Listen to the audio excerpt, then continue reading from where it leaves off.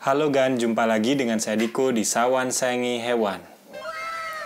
Kali ini saya ingin membahas tentang kawin pada musang ya Gan. Karena sebenarnya kalau untuk video tentang birahi atau kawin pada musang, saya tuh sudah buat banyak video Gan. Tapi di kolom komentar masih banyak pertanyaan tentang ini Gan. Apakah musang itu aman kalau nggak dikawinkan? Nah, daripada Agan masih bertanya lagi, ya sekalian saya buat video tentang itu aja ya kan. Apakah musang itu aman kalau nggak dikawinkan? Nah, sebenarnya jawabannya itu sederhana ya kan. Kalau pendapat pribadi saya sih boleh aja ya kan musang itu nggak dikawinkan. Karena selama saya melihara bim-bim ini 4 tahun lebih itu nggak ada masalah serius sih kan. Cuma memang ada beberapa faktor yang Agan harus perhatikan.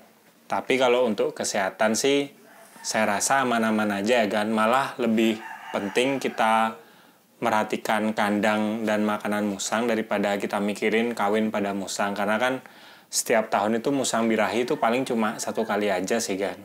Dan waktunya 1 bulanan lah, setelah itu musang biasa lagi. Nah oke kan, nggak usah lama lagi, ayo kita bahas tentang beberapa faktor yang Agan harus perhatikan kalau musang Agan nggak dikawinkan. Bersama saya dan juga si Bim-Bim. Faktor yang pertama kalau Agan nggak ngawinin musang, itu musangnya pada saat masa birahi biasanya akan lebih agresif Gan. Ya tandanya agresif kan sudah sering saya jelasin, musangnya itu di kandang nggak bisa diem, pokoknya banyak bergerak gitu. Nggak kayak seperti biasanya, dan kadang-kadang kalau kita deketin tangan kita itu dia suka kayak gigit tiba-tiba. Ya walaupun kadang-kadang gigitnya cuma bercanda gitu kan. Tapi biasanya sih kalau birahi gigitannya tuh lebih kerasa sakit gitu kan. Sebenarnya solusinya gampang ya kan. Kalau Agan nggak niat ngawinin ya diemin aja di kandangnya. Sama Agan agak kurangin aja durasi kalau ngajak main musang atau ngehandle musang gitu kan. Karena kalau musang lagi birahi, kita paksa kayak megang musang ngajak main gitu, nanti takutnya musangnya tuh kayak marah gitu kan, dan tangan kita tuh digigit beneran, bisa sampai luka.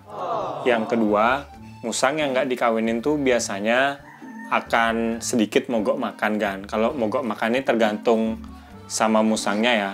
Kalau dari awal dia tuh memang rakus makan, biasanya mogok makan ini nggak terlalu pengaruh kan. Contohnya kayak biasanya dia makan dikasih 1 piring full tuh langsung dihabisin. Kalau lagi birahi biasanya ya disisain sedikit gitu.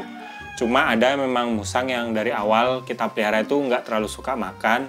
Kalau dia lagi birahi biasanya lebih parah lagi kan, sampai makanannya tuh mungkin cuma 1 kali gigit, sisanya dibiarin gitu aja sampai makanannya busuk kan. Solusinya kalau musang Agan pas birahi itu beneran nggak mau makan, yang pertama itu perhatikan kebersihan kandang ya kan. Kandang itu harus benar-benar bersih.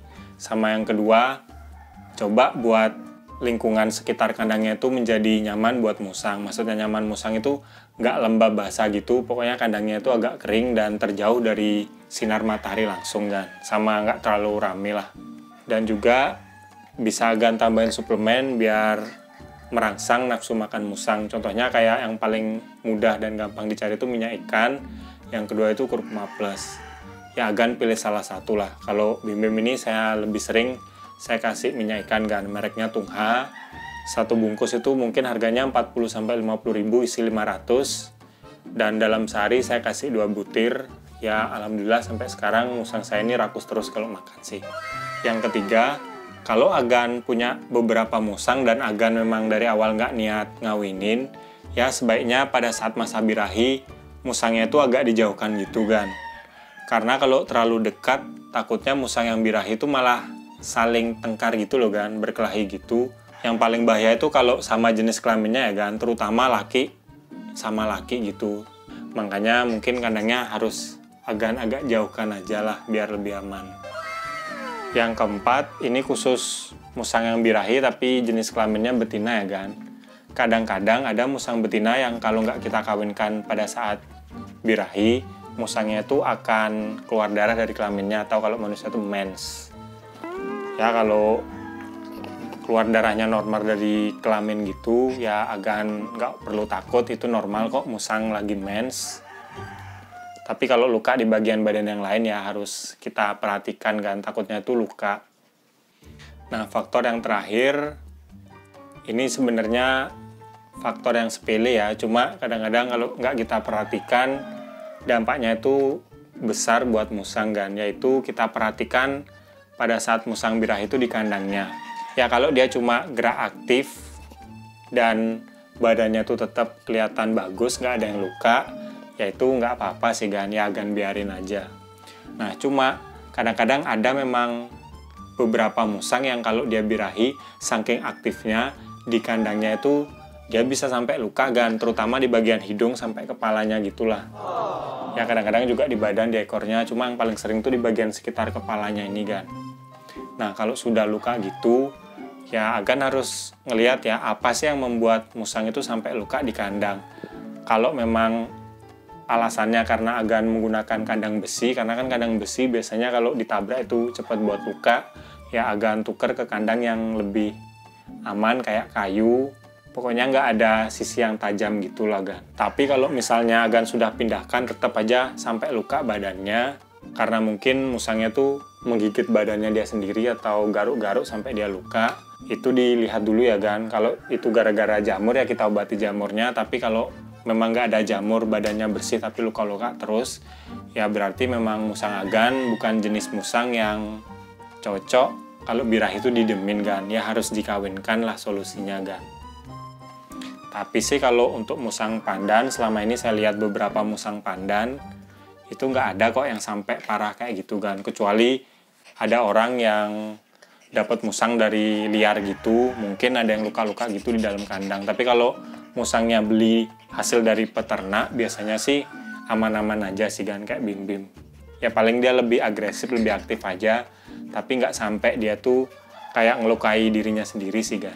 Oke gan, tadi itu beberapa faktor yang agan harus perhatikan kalau agan memang nggak mau mengawinkan musang.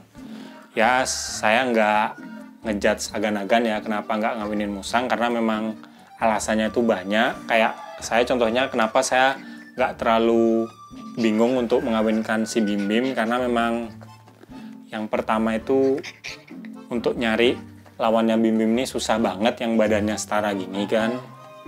Dan yang kedua, saya mikir anaknya itu sih kan, ya memang sih bisa dijual kan kalau misalnya musang kita kawin dan punya anak. Cuma buat saya yang suka melihara hewan, kadang itu agak berat kan kalau kita punya hewan kita jual-jualin tuh, saya nggak terlalu seneng sih kan. Terutama hewan mamalia kayak musang, kucing kayak gitu, saya kayak agak nggak tega gitu loh. Ya makanya lebih baik sekarang sendiri dulu lah kan.